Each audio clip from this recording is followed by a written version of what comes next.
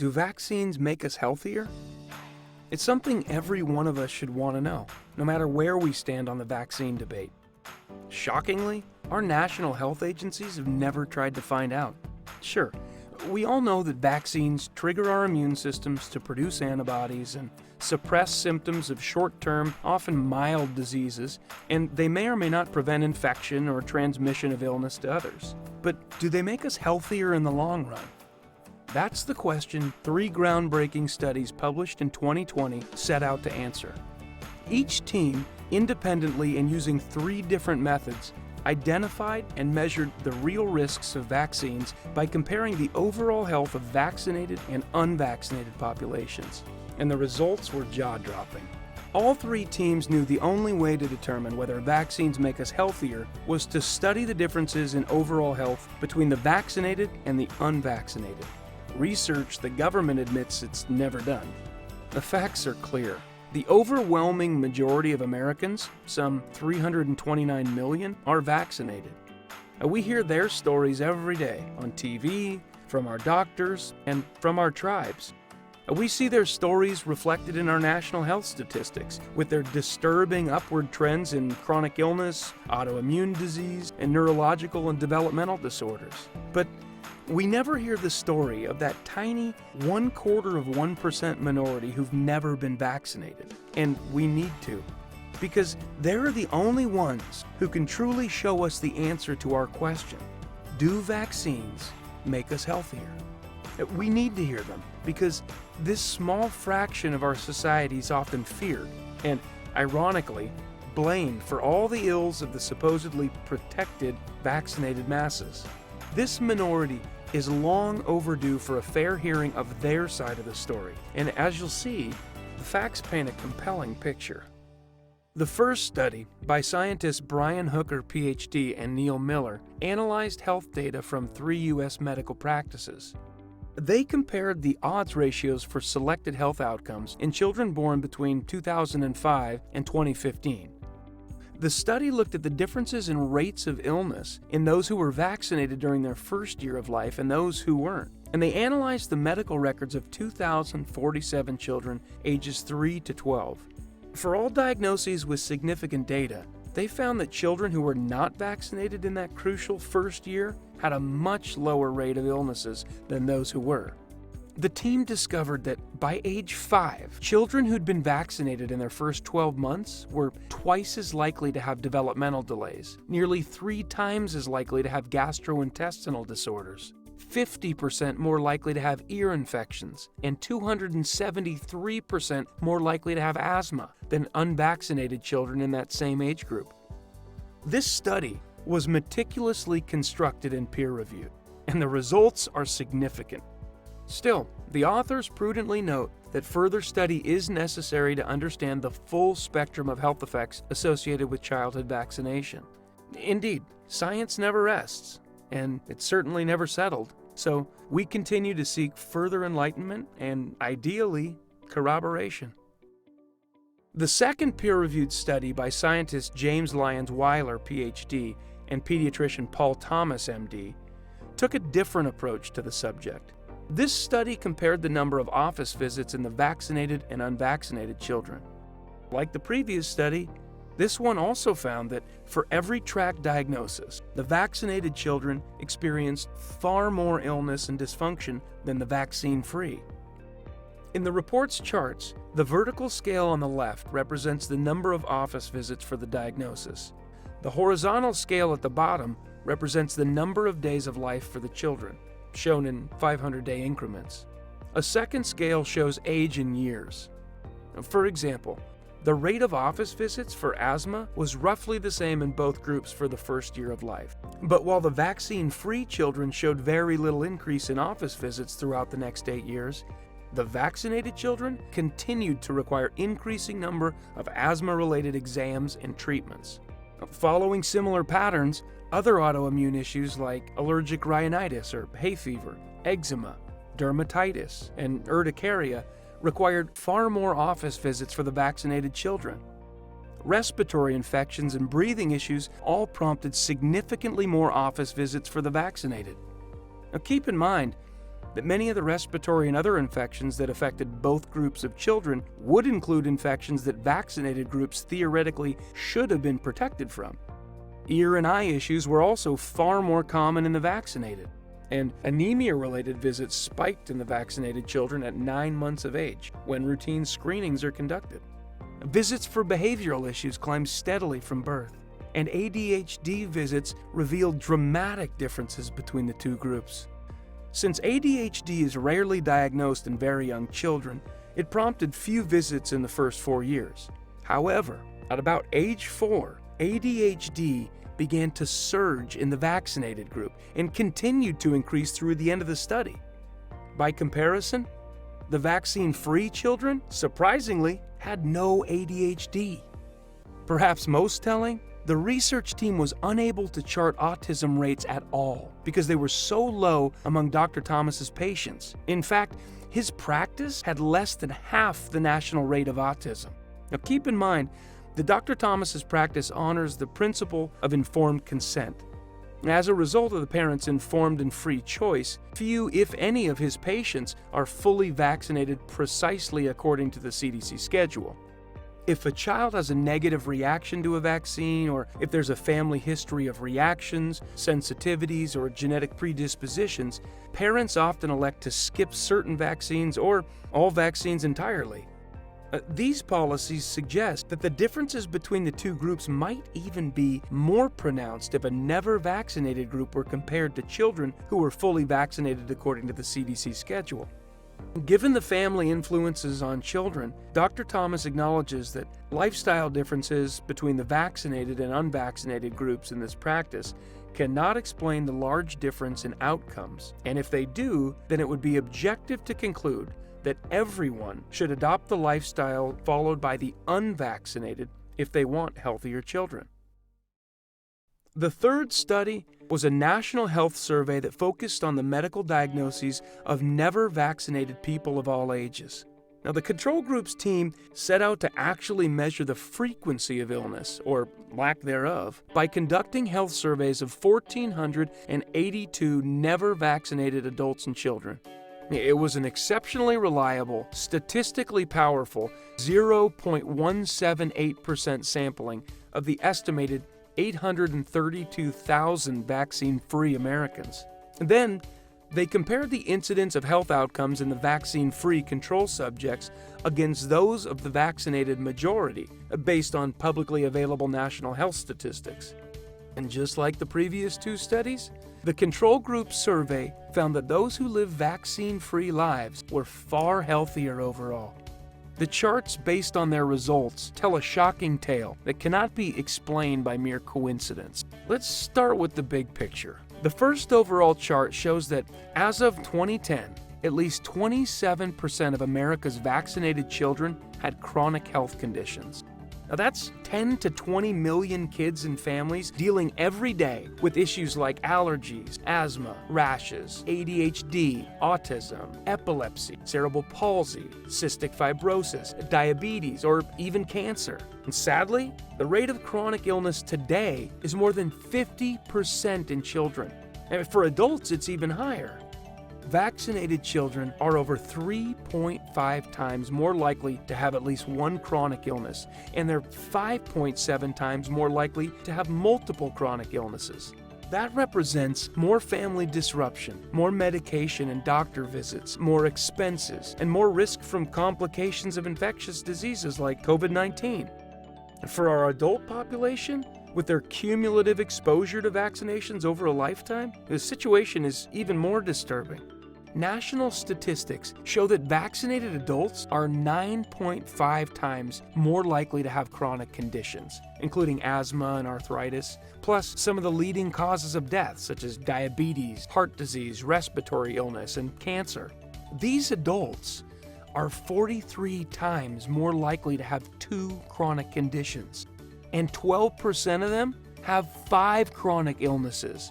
These are the people who we've heard about on the news who are at an increased risk of hospitalization and death from infectious diseases like COVID-19. Yet none among the vaccine-free population fall into this highest risk category. let's take a closer look at how these general health issues manifest in specific illnesses.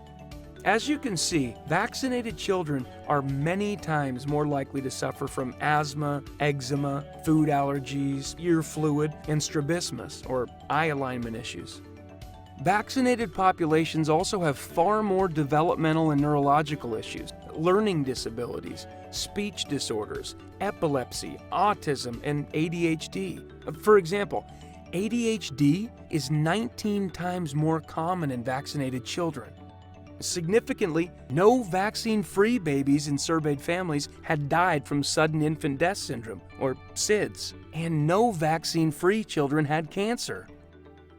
Vaccinated people in general had 44 times more digestive disorders and a whopping 207 times more chronic sinusitis, or sinus infections. Perhaps most astounding is the range of illnesses the vaccine-free subjects just didn't have. The vaccine-free had no adult ADHD or asthma, no arthritis, no diabetes, no heart disease, and no cancer. To bring this message home, the control group's statistical analysis of national health data shows a very high correlation between the increases in vaccination since 1994 and increases in children's health problems. In fact, expert statistician Jan Willem Vandenberg has concluded that the survey results are staggering, and the evidence presents a probability near 100% that vaccines are indeed responsible for the increases in chronic illness among vaccinated children compared to those who've never received any kind of vaccine product. These are not coincidences, and that's why, beginning in 2021, the control group is taking their case to federal court to seek legal protections for the vaccine-free minority, as well as for those who would prefer not to vaccinate.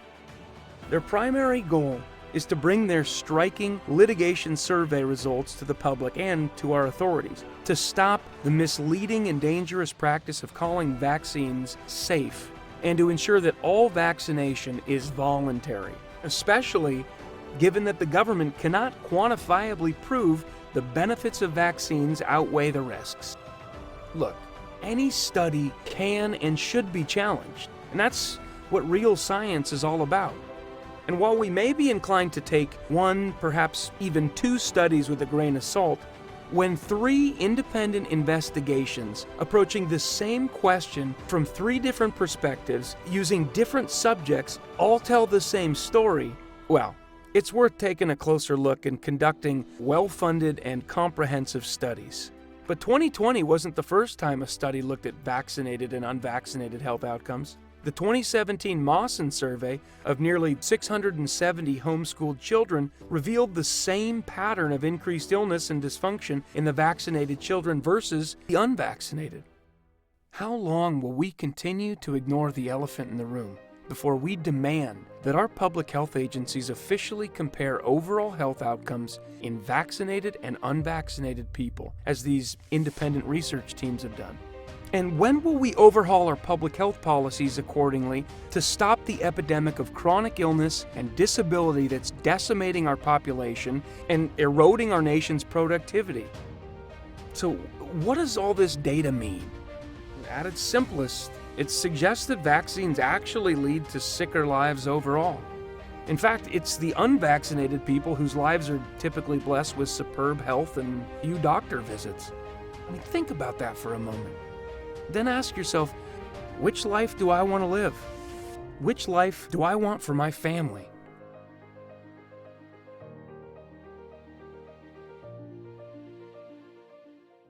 Since the April 2021 release of our widely shared original video, it's been banned from YouTube and blocked by Facebook.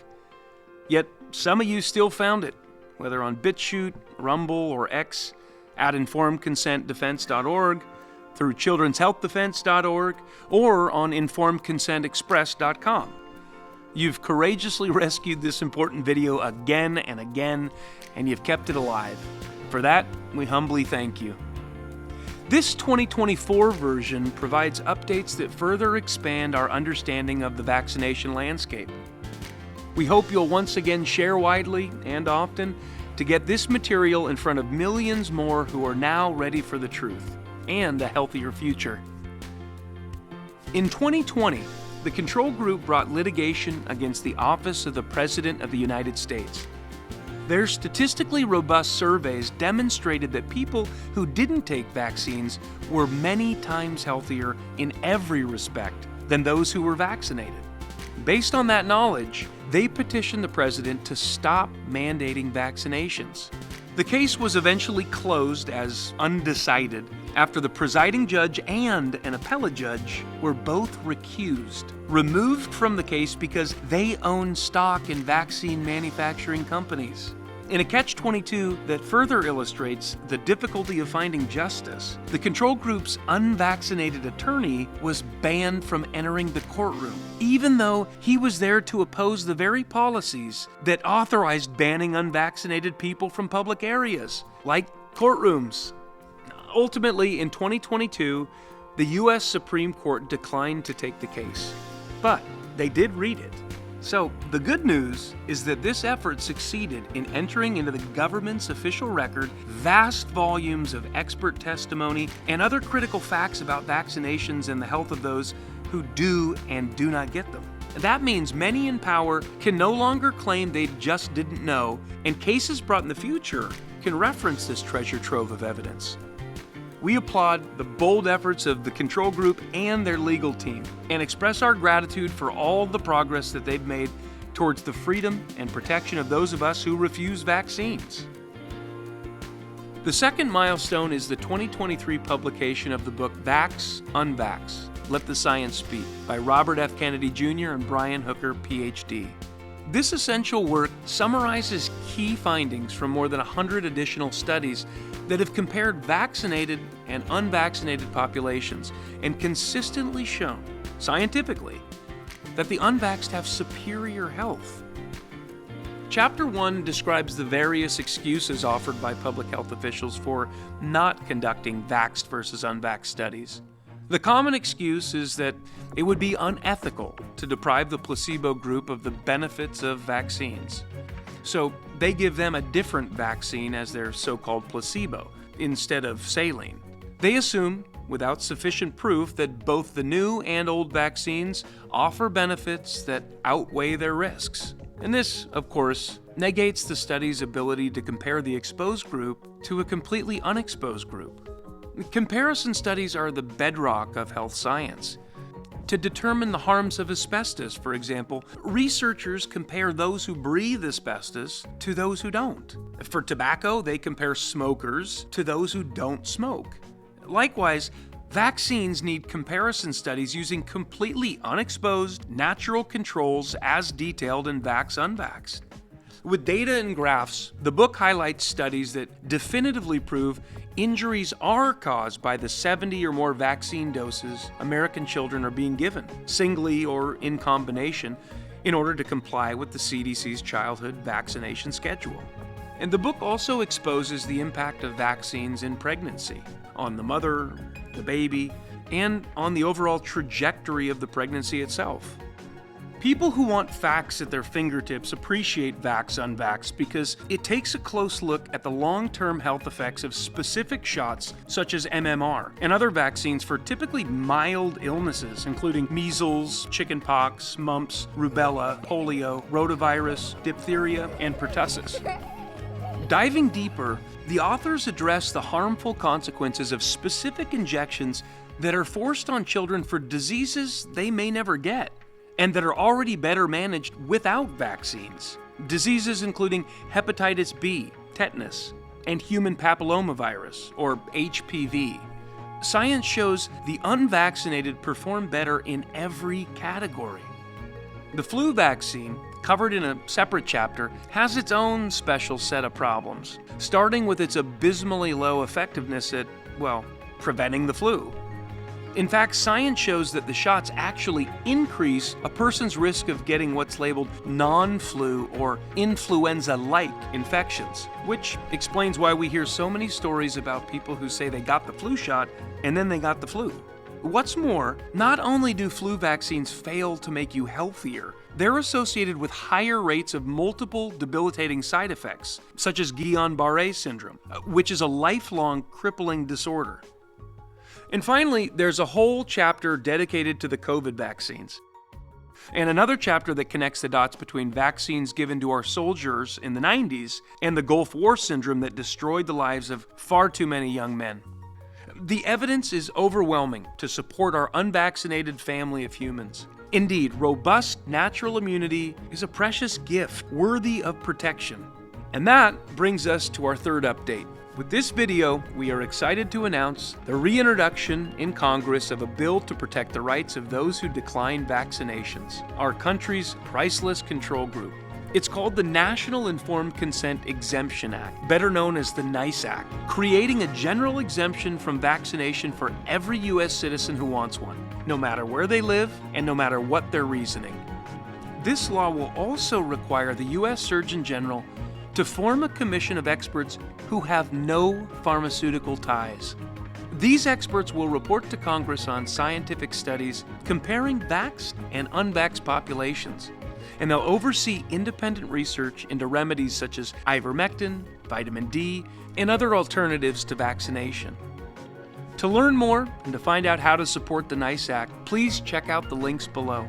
And thank you for continuing to spread the word about how great life can be naturally.